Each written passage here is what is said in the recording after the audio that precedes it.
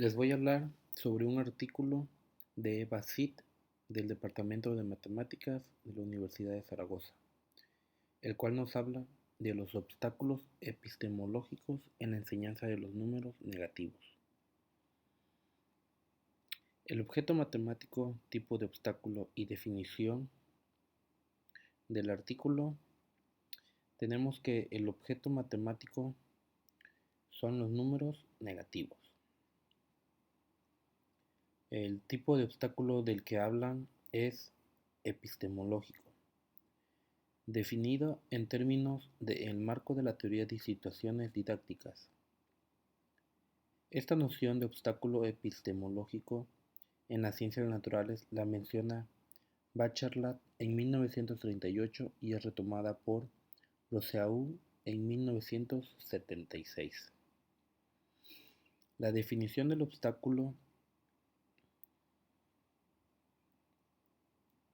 En dicha teoría se puntualiza que un alumno adquiere un conocimiento cuando enfrentado a una situación problema cuya solución exige ese conocimiento, es capaz de generarlo en forma de estrategia de resolución de situación.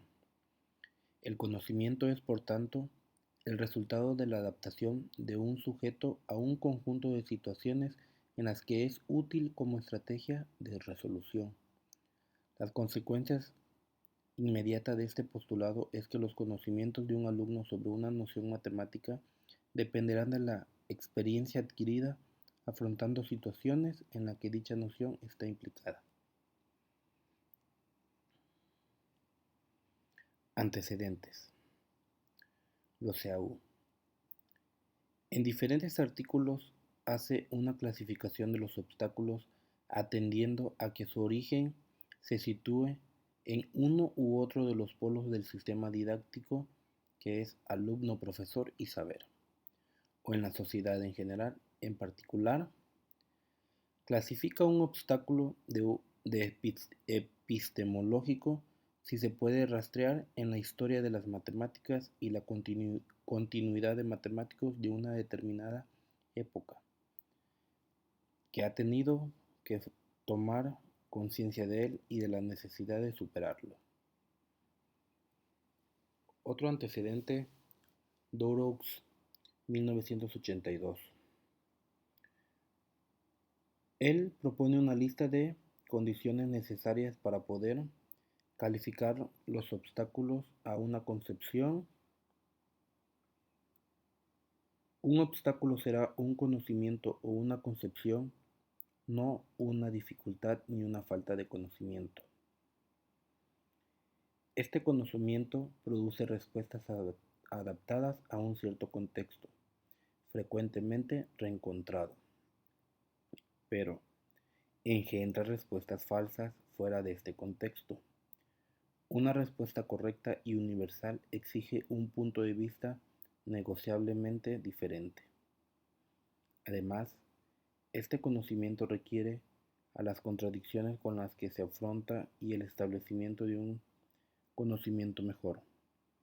No es suficiente poseer un conocimiento mejor para que el precedente desaparezca. Es, pues, indispensable identificarlo e incorpora un rechazo en el nuevo saber. Después de tomar conciencia de su inexactitud, el obstáculo continúa manifestándose de manera intempestiva y obstinada. La aportación de Gleiser considera que en la evolución histórica de la noción de número negativo desde sus primeras emergencias hasta el concepto actual se pueden constatar los siguientes obstáculos. Falta de aptitud para manipular cantidades negativas aisladas. ¿Qué dice eso?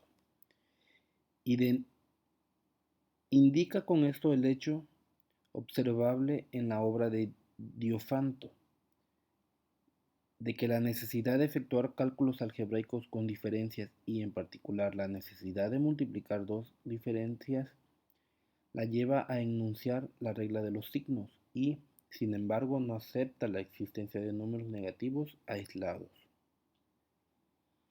Dificultad para dar sentido a las cantidades negativas aisladas. En la obra de algunos matemáticos, como Stebbins, D'Alembert, Carnot y posiblemente Descartes, se constata que conciben la existencia de soluciones negativas de las ecuaciones, las ven y las tienen en cuenta, pero no pueden aceptarlas como cantidades reales y las justifican diciendo, por ejemplo, que son cantidades ficticias que expresan un defecto o el enunciado del problema. Dificultad para unificar la recta real. En el intento de sobrepasar el obstáculo anterior, interpretado las cantidades negativas como cantidades reales, se observa que algunos matemáticos como Carnot y Cauchy concebían los negativos y los positivos en términos antinómicos.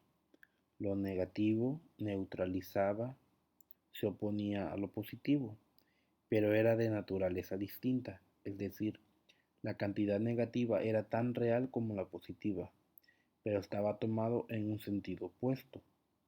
Esta heterogeneidad que se establecía entre negativos y positivos no facilitaba su unificación de una única recta numérica y en cambio favorecía el modelo de dos semirrectas opuestas funcionando separadamente.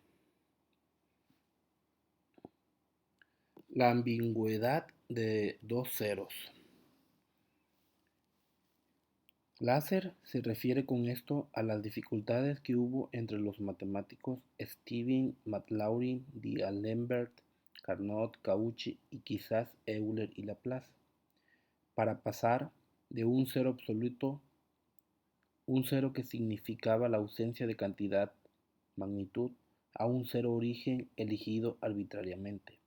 Uno de los razonamientos más extendidos entre los matemáticos que se oponían a la consideración de las cantidades negativas como cantidades reales y no como meros artificios del cálculo, era que no se podía admitir la existencia de cantidades que fueran menos que nada. Ejemplo, la marea del mar. Por ejemplo, nosotros tomamos como referencia para la altitud el nivel del mar y sabemos que hay lugares que están por encima del nivel del mar y hay lugares que están por abajo del nivel del mar.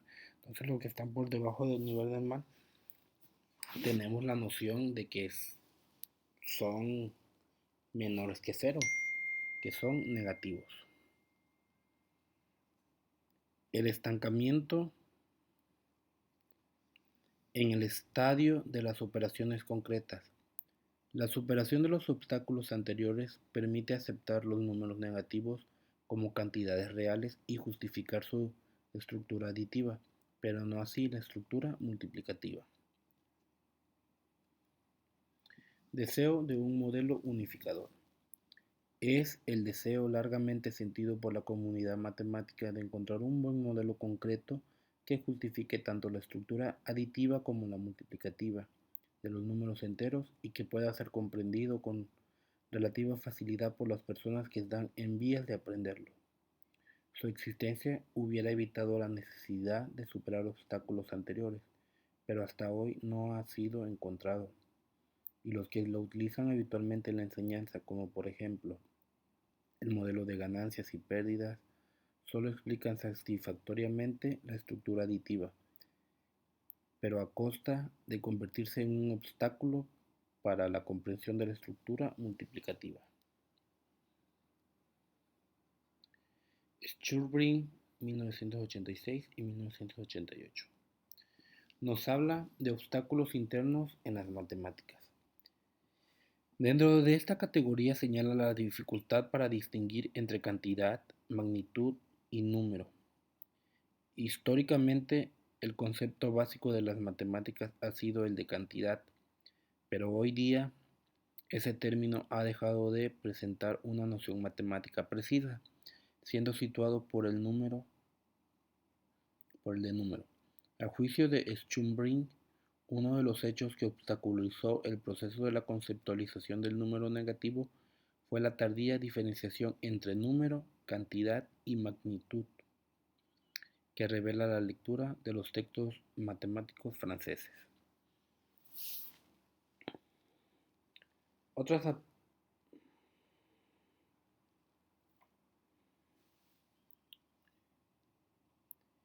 La arquitectura de las matemáticas tiene que ver con la importancia en cada época se ha concebido a las distintas ramas de las matemáticas, en particular al álgebra y a la geometría. El hecho de que las dos tengan igual importancia favorece a nociones como la de cantidad. Si se considera a la geometría como la rama más importante de las matemáticas, la cantidad se convierte en la noción básica de las matemáticas. Si es el álgebra la disciplina fundamental, se tiene el número como noción básica. Los objetivos de esta investigación: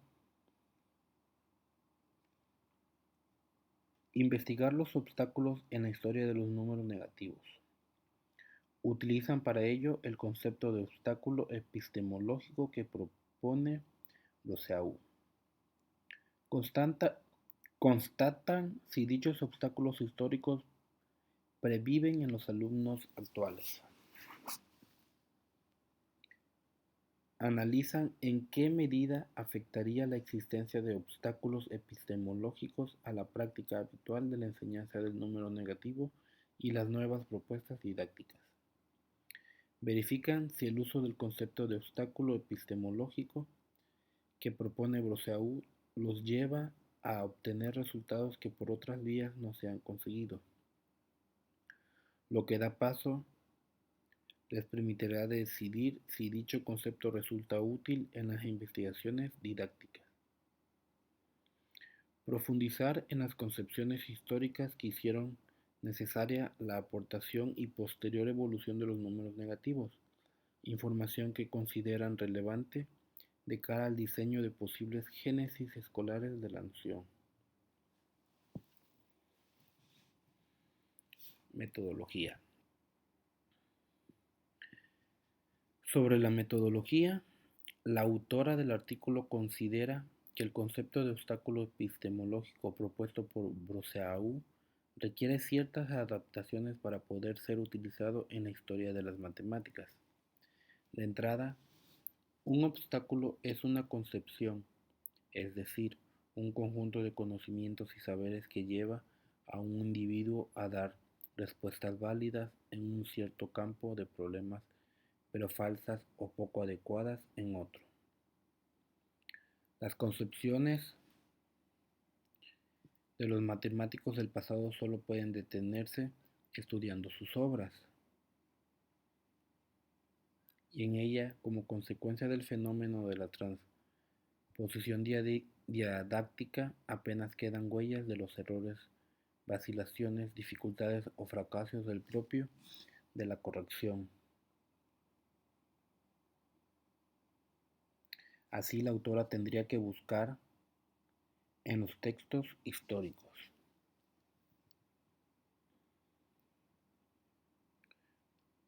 Resultados. Sobre los obstáculos en la historia de los números negativos, en el artículo no hablaron de concepciones históricas de los números negativos, sino de concepciones históricas de la negatividad matemática, sin establecer a priori una identificación entre las formas de negatividad que esas concepciones revelan y los números negativos actuales. La concepción obstáculo. Los objetos de referencia son, por un lado, los números con signo entendidos como medidas relativas de las cantidades de magnitud, medidas de referencia a una cierta cantidad de magnitud tomada como origen a la que se adjudica la media del cero, o entendidos como medidas orientadas, medidas a las que se añade un signo que refleja una cierta cualidad bivalente de la magnitud. Sobre las necesidades de tener en cuenta Los obstáculos históricos en la enseñanza de los números negativos. Los modelos concretos que se utilizan para introducir el número entero funcionan como metáforas o analogías. Se supone que el modelo se parece al número entero y, como consecuencia, las reglas de fundamento del modelo supuestamente familiares al alumno pueden extenderse al sistema de los números enteros.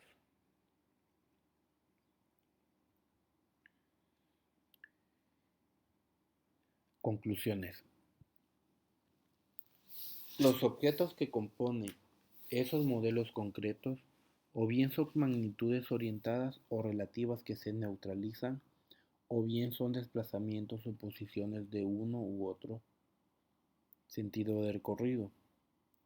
Históricamente, la negatividad surge en el contexto del álgebra, y son las necesidades del cálculo algebraico las que determinan las reglas del manejo de los números con signo, de manera que en las distintas concepciones históricas sobre la negatividad no son los aspectos semánticos los que determinan la sintaxis de dichos números con signo, sino las exigencias de las técnicas de cálculo algebraico.